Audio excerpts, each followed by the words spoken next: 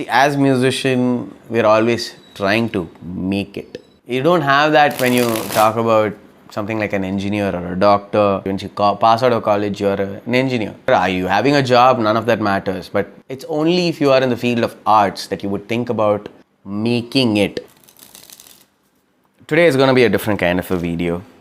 Today I want to talk to you guys about a particular idea of someone that I've fallen in love with. This person called the Professor. People who are interested in magicians and stuff like that, they would have come across this name, Dai Vernon. Dai Vernon is that magician who changed cardistry. The way people look at cardistry and card magic changed everything around it. Like, Dai Vernon was known as the Professor because he used to teach a lot of these things, and he used to have these secrets out in the open for a lot of magicians to learn. There are several magicians who studied under him who are still functional, and they're still doing great magic, and they're again, changing things around the world. The reason why I want to talk about it is mainly because I want to document me falling in love with certain people in this world of cardistry and magic, and probably even falling out of love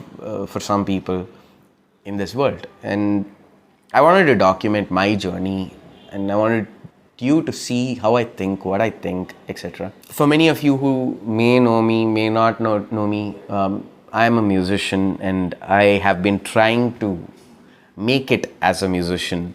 What I said just right now is essentially the philosophy that I want to talk about. That is why I resonate with this character called Dai Vernon. Dai Vernon is this magician who gave his entire life into his passion, which was card magic, and he changed it like never before. And when people ask about him, they always have good things to say about him. And there is the other side of things where he wasn't necessarily there for his family and things like that. So, in fact, it was said that his wife was the sole breadwinner for the family, and he used to be engrossed in just learning new tricks and working on his skills and stuff like that. Dai Vernon was one such person who never used to essentially earn much. He was in the pursuit of this higher glory.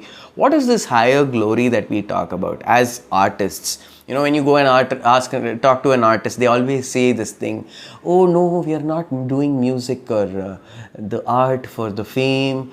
We are just doing it for ourselves. We're just doing it because we are passionate about it. There's some bit of truth in it and some bit that is not. I mean, we're all doing it so that we can become famous and we can make a lot of money. That's essentially what it is. You're actually looking for glory. And what I mean by this glory, every musician, even though they don't admit it, every artist, even though they don't admit it, the greater glory is to make a small dent in the world of their niche art. To make that small dent that people will remember them by. There's a story that Dai Vernon talks about. There's a video out there where he talks about how he learned something called the center deal. I didn't know who this Alan Kennedy was, but I was sure I was going to learn something from him if he could deal from the center of the pack.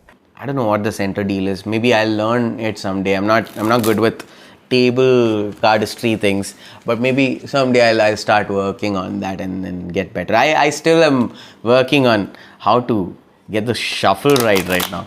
I'm not even doing that well. How the hell do you expect me to do the other stuff? See, as musician, we're always trying to make it. I don't know what this make it is. You don't have that when you talk about something like an engineer or a doctor or a scientist.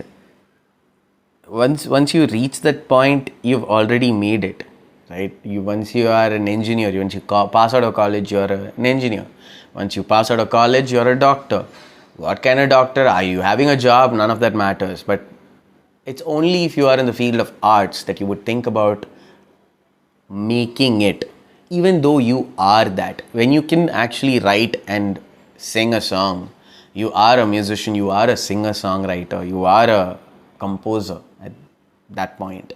But you are always going to be somebody who's trying to make it as a composer. Why? Because you're already a composer, you're already a musician, you're already a dancer.